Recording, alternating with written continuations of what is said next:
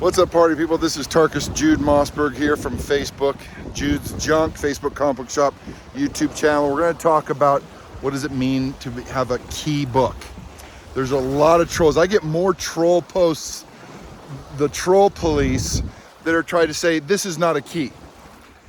If it's in key collector as a minor key, they'll still say it's not a key.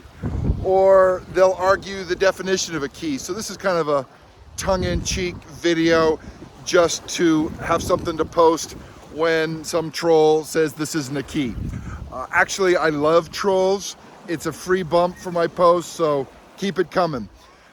So a key book, by definition, means it's a book a lot of collectors want to collect. It has nothing to do whether it's a first appearance.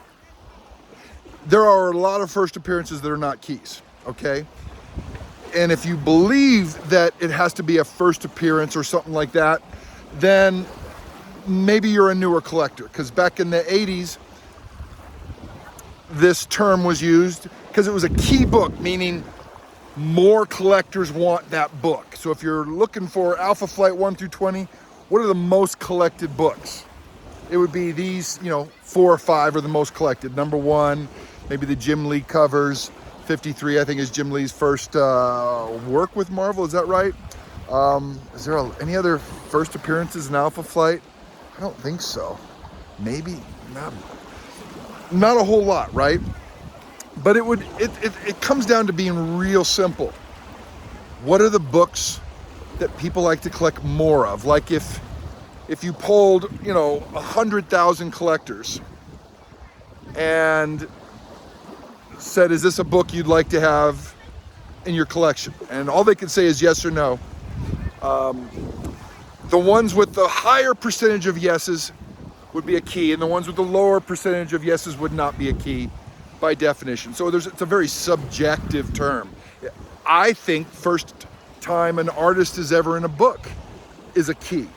For me, the first time an artist does the cover is a different key than the first time an artist does the inside work.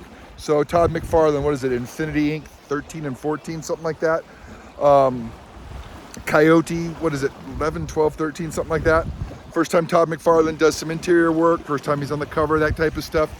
So that was a key that a lot of us collected in the 80s. Nowadays, does anybody know the first appearance, the first time that Scott Campbell did a book, or any of these new artists? It's not as common. And in fact, sometimes I see these books where it's the first time an artist worked for this publisher, or it's the first time this artist had anything published in any publication. It's not even listed in Key Collector as a key. But just because it's not in Key Collector doesn't mean it's not a key. If you just send them a message and say, hey, this is a key because XYZ, they'll likely say thank you and add it to their list. It's not rocket science, and it's very subjective. And a lot of people will say, even if they list it as a key in Key Collector, they'll say, well, it's not a key.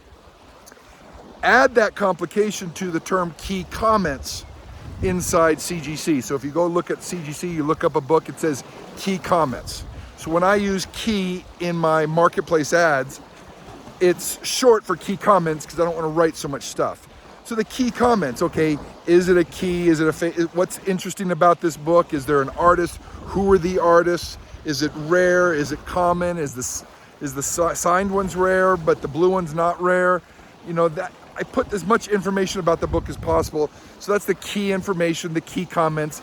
I am not trying to spell out the definition of what a key book is in my marketplace ad. So people get upset when they see the word key, colon, and then after it I have listed all the information that's interesting about that book. I think that's a value added. I think if more sellers did that, more of us would be interested in looking at their posts, as opposed to, here's a book, it's $300. I'd love to know more about it.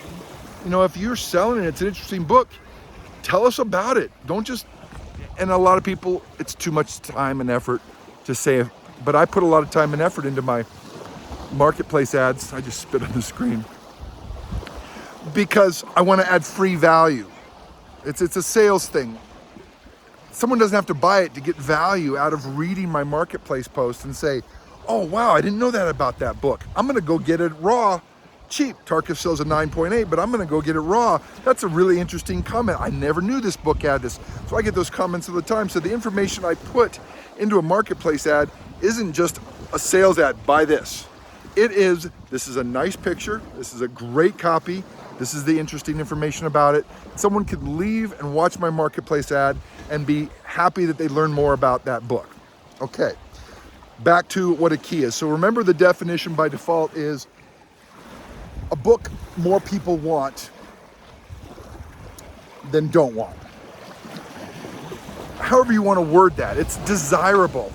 Don't tell me it has to have anything to do with what's inside the writing. Batman 423 is a key. Incredible Hulk 340 is a key. Batman 227, do you know what the story is in line in there? No, it's a cool key. It's a homage of a cool book that was just a cool cover. So just because, Batman 227 is a homage of Batman 31, right? Just cool covers, classic covers. And if you go back to the beginning of the Golden Age, it's the covers that make most of them keys. Sure, you have your first appearance of Batmans and your first appearance of Supermans, but a lot of those no-name books that most of us don't know about, Punch 12, that is a key because everyone likes the cover. There's nothing inside.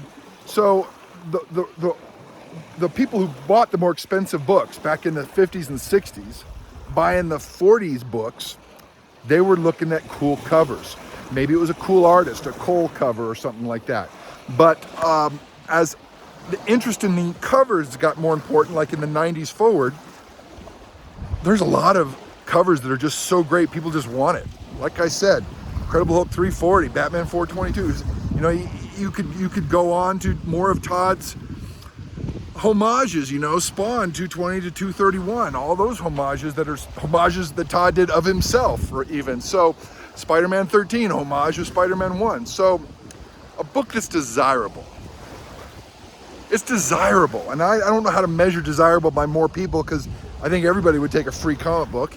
Everybody may not pay what the comic book's worth, but a key is a book that someone may want. And they might be willing to pay more for it. Whatever more is, it's a very subjective. Anything to do with keys is subjective. So the key police thinking they know what they're talking about is funny and kind of cute, like little girls playing with dolls cute. Go ahead. You can't have a hammer down. That's not a key.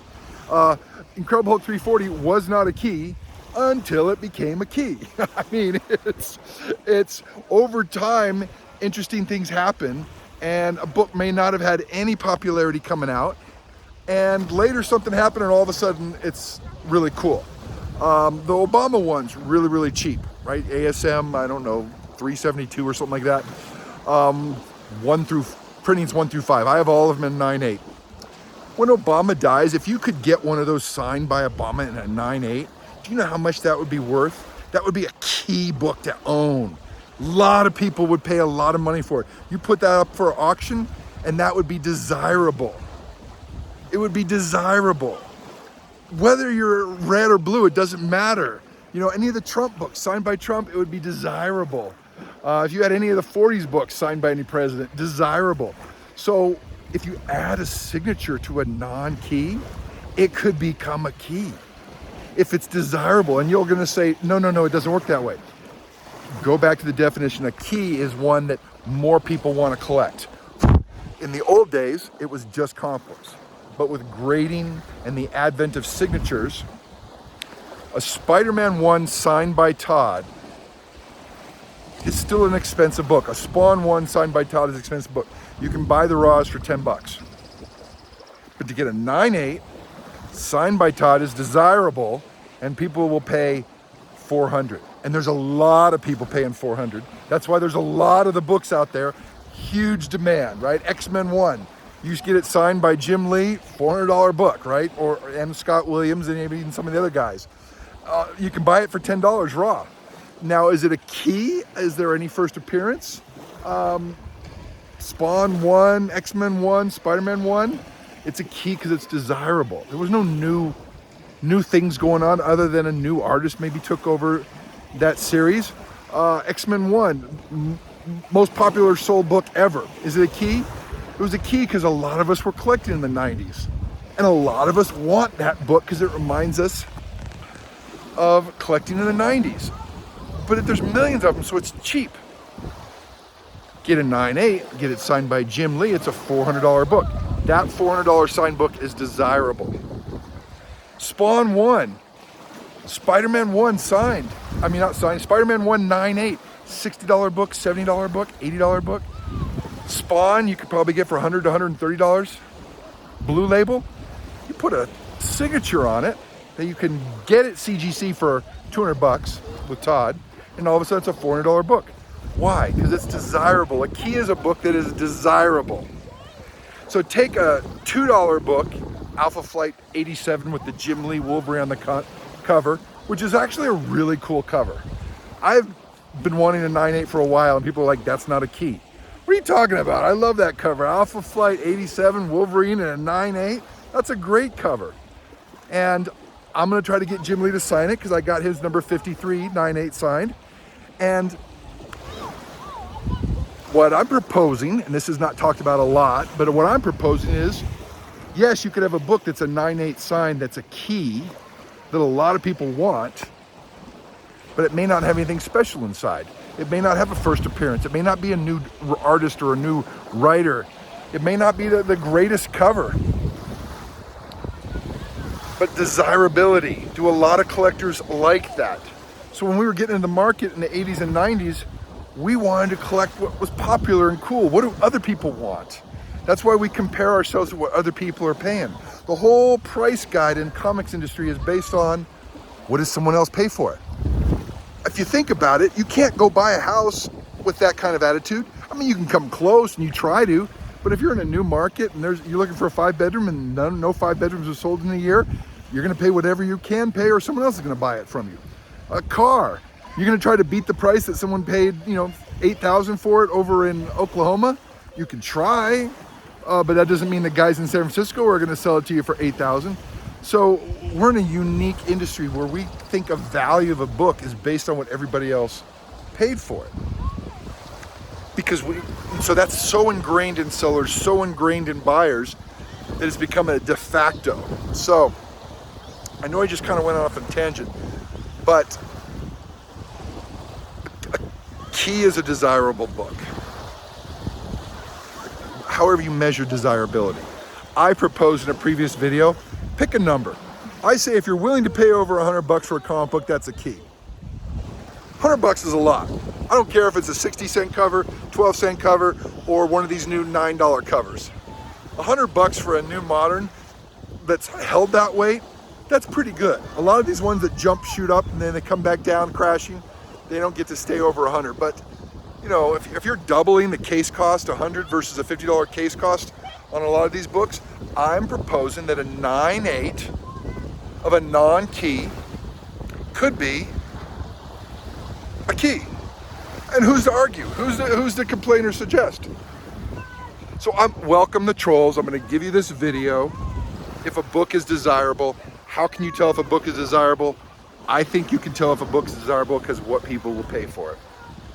Now there's a difference between what you might sell it for and what people will pay for it. But I think that if your definition of key books is subjective, that it's easy enough to say a dollar price is subjective. So you could say that's not a key. Punch 12 is not a key because there's nothing going on inside of it. Really, bro? Anyways, that's my little rant so I can post this video to all the trolls who help bump my posts on Facebook. Thank you guys. I love you. Happy hunting. Take care. From Cascade Lake in Idaho.